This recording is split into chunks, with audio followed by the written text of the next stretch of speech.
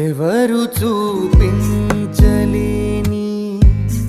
ఇలలో నన్ను వీడిపోని ఎంతటి ప్రేమనిది ఇంతగా కోరుకుంది మరువను యేసయ్యా.